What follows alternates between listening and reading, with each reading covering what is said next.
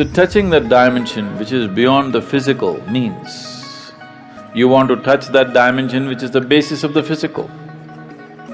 When you say that which is the basis of the physical, what you're talking is that you're not interested in creation, but you're interested in the source of creation. There, if you go and stand in front of the Creator, at least there you must keep your ideas down, isn't it? Your ideas must be kept down for some time when the Creator is here, isn't it so? Isn't he the biggest idea? It's like, there was a man in Pennsylvania, where are you from? It rains, it doesn't flood there. That's why we put Seattle on the coast. Otherwise, it would flood, that place. So Pennsylvania, there was a man in Pennsylvania. Once there was a big flood and… Are you okay if there's a joke inside a joke? All right.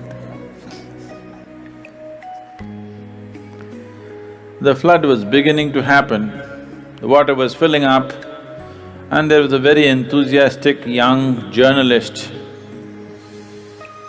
who was reporting stage by stage, hour by hour as to how the flood is progressing, Because that is journalism. Somebody is drowning, report to the world, this man is drowning, look at him drowning, take it on the video and show it to everybody how a man drowns.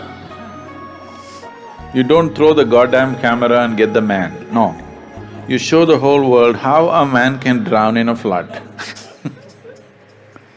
So, these are not the days of video cameras, only, Morse code is how the report is being filed.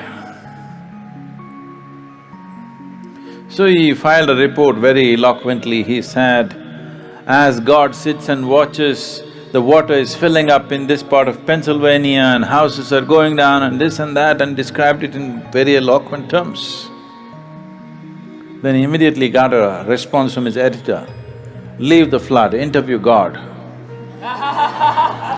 God is sitting and watching, he thought he's somewhere here and forget about the flood, interview God. They didn't get to interview him, it continued. Many homes drowned, many people died, but one man survived. This man who survived went to New York City and shared among people how he survived a Pennsylvania flood where so many people died. People gathered. Then he went to Boston and talked about how he survived a Pennsylvania flood, and more people gathered. Then he came to Seattle and he shared, more people gathered.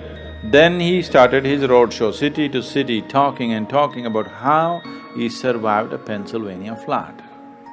He became a famous speaker in America, and then naturally, every American has to write a book within their lifespan. So he wrote a book, how he survived a Pennsylvania flood. It became famous, he spoke everywhere, and his engagements became international. He became a millionaire, sold millions of books. All his life he only spoke about how he survived the Pennsylvania flood. And one day he died, not in a flood, he died. And they had an assembly. He went through the pearly gates, and there was an assembly of people, and there was an opportunity to speak. A few people could speak. So he told his neighbors, I will share my experience about how I survived Pennsylvania flood. somebody nudged him and said, "There is no one in the audience."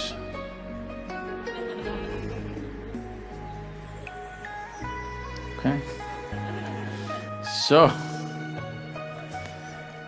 now you don't go stand in front of that which is the basis of creation and throw your ideas at him. You are his idea. Yes? You are just a figment of his idea. If he withdraws his idea, you're gone.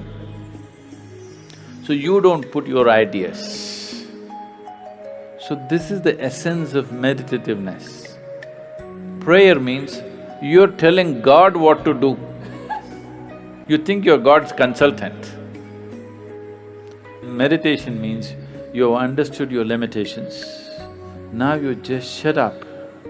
If you just shut up on all levels, everything that needs to happen to you will happen to you. All the training is just to help them to shut up. That you don't throw your silly ideas at the Creator, you just shut up.